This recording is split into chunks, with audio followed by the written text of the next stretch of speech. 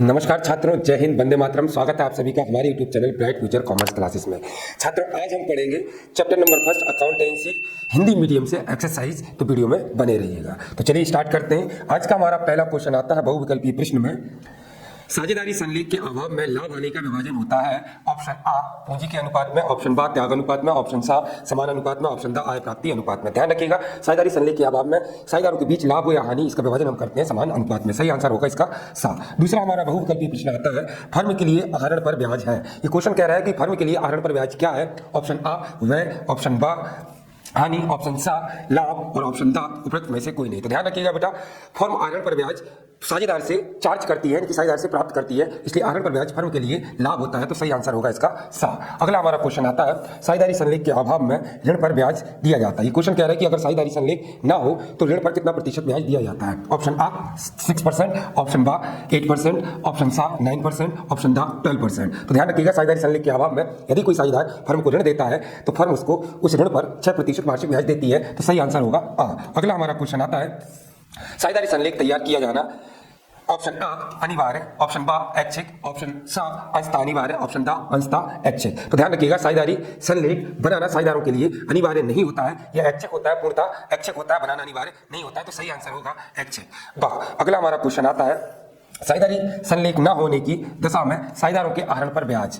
यदि साझेदार संलेख न हो तो साझेदार के आहरण पर ब्याज लिया जाता है। तो ऑप्शन आ 6%, ऑप्शन बा 10%, ऑप्शन सा 8%, ऑप्शन दा कोई ब्याज नहीं। तो ध्यान रखिएगा, साझेदारी संलेख के अभाव में किसी साझेदार से ना तो आहरण पर ब्याज लिया जाता है और ना ही उसे पूंजी पर ब्याज दिया जाता है। तो यहाँ पर सही ऑप्शन होगा अपना दा कोई ब्याज नहीं। संलेख के अभाव में आहरण पर कोई ब्याज नहीं लिया जाता या लगाया जाता है।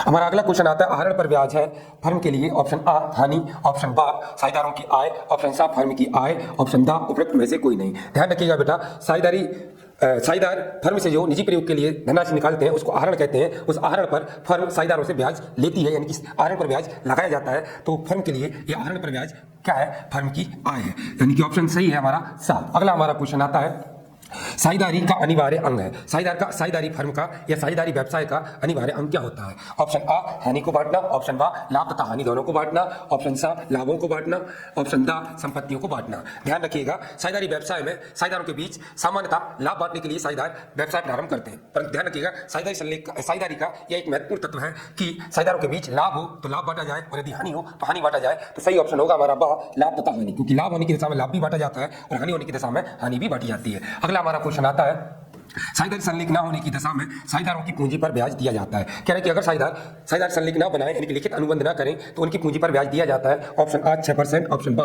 10%, ऑप्शन सा 12%, ऑप्शन दा नहीं दिया जाता। तो बिल्कुल सही है, सही आंसर होगा आपका दा नहीं दिया जाता, क्योंकि यदि साझेदार बीच कोई लिखित अनुबंध ना हो, यानी कि साझेदारी संलेख का अभाव हो, तो पूंजी पर किसी प्रकार का कोई ब्याज नहीं दिया जाता साझेदारी संलेख के अभाव में। आता है, साझेदारी संलेख के अभाव में साझेदारों को अधिकार नहीं है। साझेदारी संलेख के अभाव में साझेदारों को अधिकार नहीं है। किस पर नहीं है। ऑप्शन आ वेतन पाने का अधिकार, ऑप्शन बा पूंजी पर ब्याज का, ऑप्शन सा कमीशन पाने का, ऑप्शन द उपरोक्त सभी। तो ध्यान रखिएगा बेटा, यदि साझेदारी संलेख का अभाव हो, यानी कि साझेदारों के बीच कोई लिखित समझौता ना हो, तो किसी भी साझेदार को ना तो पूंजी पर ब्याज दिया जाता है, ना आहरण पर ब्याज लिया जाता है, ना उसे वेतन मिलता है और ना ही उसे कमीशन मिलता है। तो इनमें से उसको किसी चीज को पाने का अधिकार नहीं है। तो सही आंसर होगा हमारा द उपरोक्त सभी। अगला हमारा क्वेश्चन आता है, फर्म में साझेदार कौन हो सकता है। तो साझेदार कौन हो सकता है। ऑप्शन आ व्यक्तियों का समूह, ऑप्शन बा कोई संगठन, ऑप्शन सा कोई व्यक्ति और ऑप्शन द कंपनी। तो ध्यान रखिएगा, साझेदार केवल एक व्यक्ति बन सकता है, व्यक्तियों का समूह या कोई कंपनी या कोई संस्था साझेदार नहीं बन सकती। तो सही आंसर होगा बेटा सा कोई व्यक्ति, यानी कि ओनली एन इंडिविजुअल क्या बन सकता है, साझेदार बन सकता है। अगला हमारा क्वेश्चन आता है, साझेदारी फर्म में सदस्यों की अधिकतम संख्या हो सकती है। तो ऑप्शन आ दिया है 100, ऑप्शन बा 50, ऑप्शन सा 200 और ऑप्शन द 75। तो ध्यान रखिएगा, भारतीय साझेदारी अधिनियम 1932 के अनुसार एक साझेदारी व्यवसाय में कम से कम 2 सदस्य और अधिकतम 50 होते हैं। तो सही आंसर होगा यहाँ पर बा यानी कि 50। हालांकि 2013 से पहले जब कंपनी अधिनियम में संशोधन नहीं हुआ था तो यह अधिकतम संख्या 20 थी, परंतु संशोधित कंपनी अधिनियम 2013 के अनुसार अब साझेदारी व्यवसाय में अधिकतम संख्या 50 हो गई है। तो सही आंसर होगा बा। अगला हमारा क्वेश्चन आता है, साझेदारी व्यवसाय किस अधिनियम द्वारा संचालित होता है।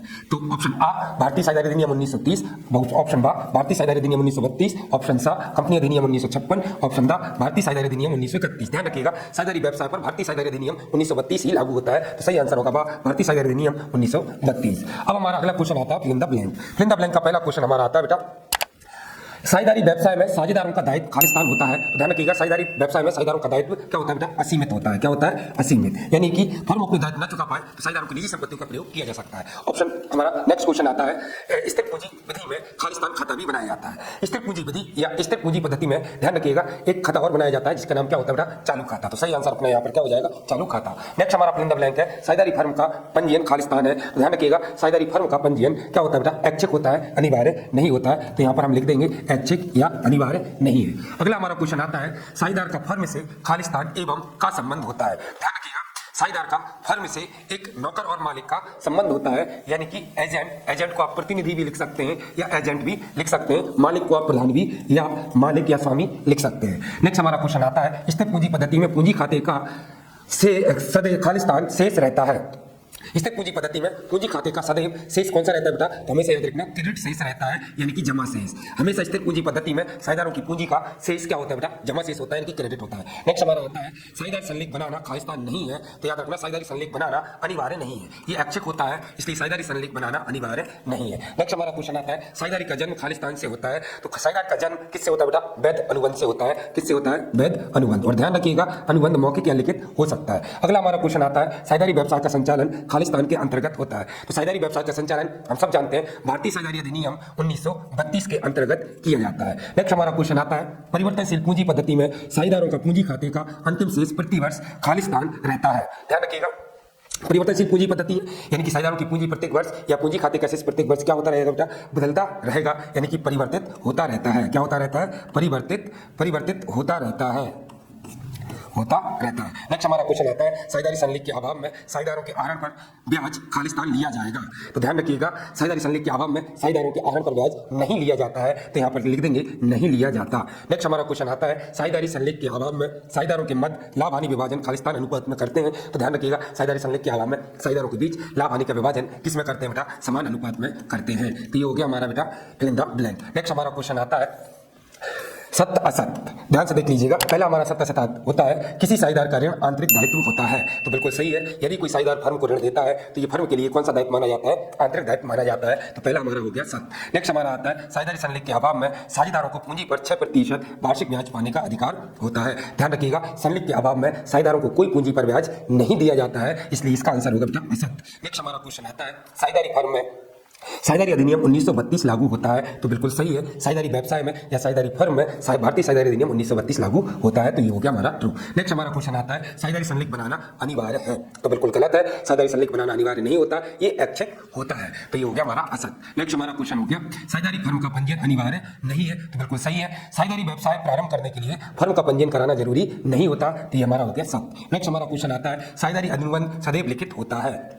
तो बिल्कुल गलत है बेटा, अनुबंध यानी कि समझौता एग्रीमेंट, अनुबंध या कॉन्ट्रैक्ट, ध्यान रखिएगा मौखिक या लिखित दोनों हो सकता है, यानी कि ये भी हमारा क्या है? असत्य है। नेक्स्ट हमारा क्वेश्चन आता है, साझेदारी फर्म में साझेदारी अधिनियम 1932 लागू होता है। तो बिल्कुल सही है, साझेदारी फर्म में साझेदारी अधिनियम 1932 ही लागू होता है। नेक्स्ट हमारा क्वेश्चन आता है, साझेदारी संलेख के अभाव में साझेदारों के मध्य लाभ हानि का बंटवारा पूंजी के अनुपात में होता है। तो बिल्कुल असत्य है, क्योंकि साझेदारी संलेख के अभाव में साझेदारों के बीच लाभ हानि का विभाजन समान अनुपात में किया जाता है। नेक्स्ट हमारा क्वेश्चन आता है, साझेदारों के ऋण पर ब्याज की अदायगी संलेख के अभाव में 5% वार्षिक दर से होती है। तो ध्यान रखिएगा, साझेदारी संलेख के अभाव में ऋण पर ब्याज की अदायगी यानी कि ऋण पर ब्याज दिया जाता है, तो वो कितना प्रतिशत दिया जाता है बेटा? 6% दिया जाता है, यानी कि ये वाला क्वेश्चन भी हमारा असत्य है। नेक्स्ट हमारा क्वेश्चन आता है, कोई भी साझेदार न्यूनतम लाभ प्राप्त करने की गारंटी प्राप्त कर सकता है। बिल्कुल सही है, जब फर्म में किसी अच्छे व्यक्ति की, स्किल्ड पर्सन की जरूरत होती है तो हम उसे न्यूनतम गारंटी देकर फर्म में साझेदार बना सकते हैं। तो बिल्कुल ये सही है। नेक्स्ट हमारा क्वेश्चन आता है, प्रत्येक साझेदार में अनुबंध करने की क्षमता होनी चाहिए। तो बिल्कुल भारतीय अनुबंध अधिनियम के अंतर्गत साझेदार केवल वही बन सकता है जिसमें अनुबंध करने की क्षमता हो। तो ये हमारा बिल्कुल सत्य है। तो ये हो गया बेटा हमारा सत्य सत्य। नेक्स्ट क्वेश्चन आता है, सही जोड़ियां। नंबर 1, पूंजी पर ब्याज। ध्यान रखिएगा बेटा, फर्म साझेदारों को पूंजी पर ब्याज तभी देती है जब लाभ हानि समायोजन खाता लाभ दर्शा रहा हो, यानी कि हानि की होने की दशा में फर्म साझेदारों को कोई ब्याज नहीं देती है। तो पहले का हमारा आंसर हो गया बेटा लाभ होने पर दिया जाएगा, यानी कि पहले का हो गया दाम। दूसरा हमारा है साझेदारी संलेख बनाना। तो सब जानते हैं साझेदारी संलेख बनाना अनिवार्य नहीं होता, दूसरे का आंसर हो गया बेटा हमारा सा। नेक्स्ट हमारा आता है गुणनफल पर ब्याज। तो सब जानते हैं गुणनफल पर ब्याज आहरण पर ब्याज गुणनफल विधि से दिया जाता है। तो नेक्स्ट हमारे का आंसर हो गया थर्ड का गुणनफल विधि, ये हमारा थर्ड आंसर हो गया। फोर्थ है समान लाभ अनुपात। तो समान लाभ अनुपात हम किसमें बांटते हैं? हम बेटा समान लाभ अनुपात तभी बांटते हैं जब साझेदारी साझेदारी संलेख का अभाव हो, यानी कि फोर्थ का हमारा आंसर हो गया साझेदारी संलेख के अभाव में। नेक्स्ट हमारा क्वेश्चन आता है फर्म का आंतरिक दायित्व। फर्म का आंतरिक दायित्व यहाँ पर ऑप्शन है हमारा साझेदार का ऋण, क्योंकि यदि कोई साझेदार फर्म को ऋण देता है तो वो उसका आंतरिक दायित्व माना जाता है। नेक्स्ट हमारा लास्ट आता है साझेदारी संलेख के अभाव में। तो ध्यान रखिएगा साझेदारी संलेख के अभाव में साझेदारों को पूंजी पर ब्याज नहीं दिया जाता है, तो 6 का आंसर हो गया बेटा हमारा ये रहा, पूंजी पर ब्याज नहीं दिया जाता। तो ये हो गया हमारा सही जोड़ी। लास्ट हमारा क्वेश्चन आता है बेटा इस चैप्टर से एक शब्द में उत्तर।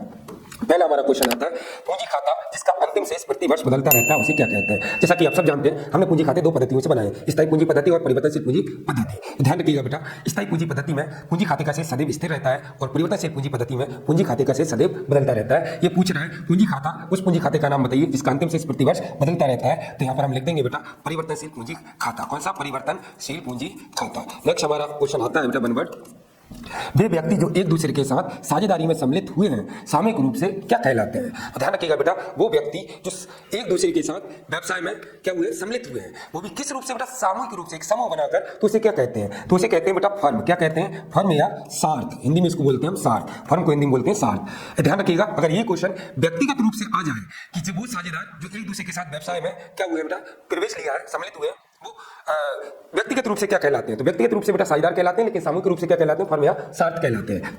नेक्स्ट हमारा क्वेश्चन आता है साझेदारी संलेख न होने पर साझेदारों द्वारा दिए गए ऋण पर कितना ब्याज देय होता है। तो ध्यान रखिएगा साझेदारी संलेख अगर ना हो और अगर कोई साझेदार फर्म को ऋण देता है तो उस पर 6% वार्षिक ब्याज दिया जाता है। ध्यान रखिए कितना प्रतिशत बेटा, 6% वार्षिक, वार्षिक जरूर लिख दीजिएगा। नेक्स्ट हमारा क्वेश्चन आता है साझेदारों द्वारा व्यवसाय में निजी प्रयोग के लिए निकाली गई पूंजी क्या कहलाती है। यदि कोई साझेदार अपने व्यक्तिगत प्रयोग के लिए व्यवसाय से कोई धनराशि या पूंजी निकालता है तो बेटा हम उसे क्या कहते हैं, हम उसे आहरण कहते हैं। क्या कहते हैं?